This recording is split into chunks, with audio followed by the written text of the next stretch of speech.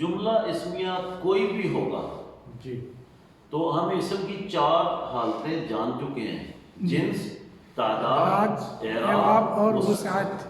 تو جناب جنس، تعداد، اعراب جی یہ تینوں ہی ایک شکل میں رہیں گے، مطابقت رہے گی ان میں. صحیح. جملہ اسمیہ میں جملہ اسمیہ کے 2 اجزاء ہیں، مبتدا خبر. جو مبتدا ہوگا جنس کے اعتبار سے وہی خبر ہوگا، جو تعداد کے اعتبار سے مبتدا ہوگا وہی تعداد خبر کی ہوگی، جو تعداد کے اعتبار اعراب کے اعتبار سے مبتدا کا اعراب ہوگا وہی اعراب خبر کا ہوگا. پھر بتا دوبارہ ریپیٹ. یہ مطابقت سے مراد پتہ کیا ہے؟ جی ایک جیسا. جی بالکل ٹھیک ہے، جنس ایک جیسی دونوں کی، کن کی؟ مبتدا اور خبر دونوں کی. تعداد ایک جیسی دونوں کی، اگر یہ ایک ہے یہ بھی ایک ہے، صحیح. 2 ہے تو 2 ہے، جمع ہے تو جمع. صحیح. آگے اعراب اگر اس کا پیش ہے تو اس کا بھی پیش ہے، چلو یہاں سے اٹھاتے ہیں. ضمہ ہے تو ضمہ ہے، رفع ہے تو رفع ہے. اصل میں ٹرمینالوجی رفع ہم بولیں. صحیح. کلیئر ہوا؟ جی ہو گیا. مطابقت کلیئر ہوئی؟ جی آگے جا کے اور واضح ہو جائے. انشاءاللہ. چوتھی حالت ہے جسم کی وسعت. کیا کہتے ہیں؟ مبتدا کے معنی کیا ہے؟ پھر شروع سے آنا پڑے گا. کوئی بات نہیں. ابتدائی طور پہ آپ کو 2-3 لیکچر سنے ہیں، وقت ہوا ہے، تو میں نے کیا کہا ہے؟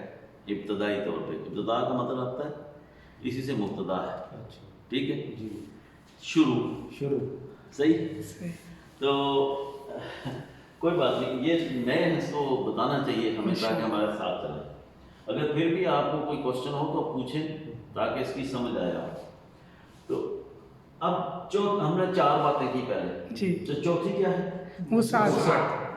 ہم تینوں کی مطابقت کر چکے ہیں کہ جو جنس ہوگی دونوں کی ایک ہوگی، جو تعداد ہوگی دونوں وہ کی بھی ایک ایک ہوگی. میں بار بار کاؤنٹ کروں گا تاکہ آپ کو یاد ہو جائے. جی. تو جو اعراب ہوگا دونوں کا ایک ہوگا. ایک ہی ہوگا. صحیح ہے. میں یہاں پہ مبتدا خبر لکھ ہی دیتا ہوں. مطابقت ہوگی کس میں؟ مبتدا اور خبر میں، تاکہ اوپر نہ جانا پڑے. ٹھیک ہو گیا جی؟ جی اب کلیئر ہے؟ تو دونوں کی ان تینوں کے اعتبار سے یہ جو ہیں، یہ شاید ہائی لائٹ نہ ہوگا بہت زیادہ، ان تینوں کی جو ہے مطابقت اس اعتبار سے ہوگی. وسعت میں آ کے وسعت کہتے ہیں وسیع ہونا، اور اس کا ایک الٹ کیا ہے؟ نا وسیع ہونا. صحیح ہے. یہ کیا ہے؟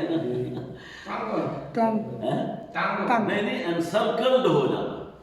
کسی چیز کو سرکل کر لینا وہ محدود وسعت کی ایک قسم ہے. صحیح.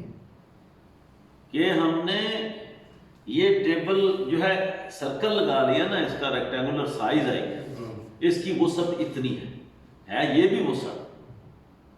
ٹھیک ہے، لیکن یہ محدود ہو گئی، محدود ہو گئی نا، لمٹ ہو گئی. صحیح. ایک ہے ان لمیٹڈ. ہم کسی چیز کے بارے میں بات کرتے ہیں، آج تو سائنس نے سورج کے بارے میں بھی اس کا کچھ سائز نکال لیا ہے اور کئی چیزیں ایسی ہیں، لیکن آسمان کی وسعت کو کوئی نہیں جان سکا ابھی تک کہ پہلا آسمان کہاں پہ ہے، ابھی تک نہیں پتہ چلا. تو وہاں سمجھ لیں کہ جو معرفہ ہوگا وہ انسرکل ہوتا ہے. آپ کا نام ہے اللہ وسایا، آپ کچھ اور نام نہیں ہو سکتا. صحیح. تو یہ اس میں علم ہے، معرفہ ہے. ٹھیک ہے. ہاذا اس میں اشارہ ہے، آپ کچھ اور نہیں ہو سکتا، معرفہ ہے، جانا ہوا ہے. صحیح. ٹھیک ہے، انسرکلڈ ہے. اس میں ضمیر ہوا معرفہ ہے. اب ہوا کے علاوہ کوئی اور نہیں یوز کرتے لفظ آپ لا کے. آپ کو میں عبدالرشید کے نام سے تو نہیں پکار سکتا. تو معرفہ اس میں علم آپ ہی ہے. اس طرح اس میں موصول ہے الذی، تو یہ معرفہ ہے. لیکن نکرہ جو ہے وہ ایسا اسم ہوگا جو سب کے لیے بھی استعمال ہو. آگے انشاءاللہ اس کے بارے میں باتیں ہوں گی، پہلے بھی آپ نے پڑھا ہوا ہے، لیکن ابھی صرف اتنا بتاتے ہیں کہ وسعت کی دو اقسام ہیں آگے، ایک ہے لمیٹڈ، دوسری ہے ان لمیٹڈ۔ تو خبر میں جب یہ مبتدا، یہ کمپیریزن بھی مبتدا خبر پہ ہی ہوگا، جیسے ان تینوں کا کمپیریزن مطابقت کا مبتدا اور خبر کے لیے کیا، یہاں پہ چیز ڈفرینٹ ہوتی ہے۔ یہاں پہ دیکھیں تو پتہ چلتا ہے کہ یہ دو ہو گئے ہیں علیحدہ علیحدہ، مبتدا معرفہ ہے اور خبر نکرہ ہے۔ ایک لفظ میں نے عموماً لکھا ہے، کبھی کبھی ایکسیپشنل کیسز آتے ہیں، گرامر میں ہر زبان میں آتے ہیں کہ قانون سے ہٹ کے باتیں آتی ہیں، اس کو کبھی نہ چھیڑیں جب آپ سمجھ رہے ہیں، کبھی مکس اپ کر کے آپ سیکھنا نہ شروع کریں، وہ آپ کو الجھا دے گا۔ صحیح۔ آپ یہ پکا رکھیں کہ مبتدا معرفہ ہے اور خبر نکرہ ہے۔ ٹھیک ہے جی۔ لیکن ہم یہ جان چکے ہیں کہ اس کا اعراب دونوں کا ایک ہی ہے، تعداد میں بھی دونوں ایک ہی ہوں، یہ بھی رفع ہوگا، یہ بھی رفع ہوگا، یہ بھی واحد ہوگا، یہ بھی واحد ہوگا، یہ تثنیہ ہوگا، یہ تثنیہ ہوگا، یہ جمع ہوگا، یہ جمع ہوگا۔ یہ اگر مؤنث ہے تو مؤنث ہوں گے دونوں، مذکر ہے تو دونوں مذکر ہوں گے۔ تو صاحب سمجھ آئیے؟ چلے ماشاء اللہ، کلیئر ہوئے جی؟ تو اس کا مطلب ہے کہ جو بات ہم نے پہلے کی کہ اسم کے کو جب بھی لے کے چلنا ہے تو چار باتیں ساتھ لے کے چلنی ہیں، ہر وقت ضرورت پڑے گی۔ تو وہ عملی طور پہ ہم نے دیکھا کہ ان چاروں کو جملہ اسمیہ میں اس طرح دیکھتے ہیں، کہیں پہ کسی اور مرکب میں یہ چاروں کہتے ہیں ایک ہی جیسے ہونے چاہیے، یہ بھی ہم نے پہلے پڑھا ہوا ہے۔ چلو تو یہ بات طے ہو گئی، اتنا مسئلہ ہمارا حل ہو گیا۔ اب میں ادھر جانے سے پہلے کچھ ٹرمینالوجی جو معروف اجزاء جملہ اسمیہ میں جو معروف باتیں استعمال ہوں گی ان کے بارے میں نے علیحدہ ایک کام کر لیا۔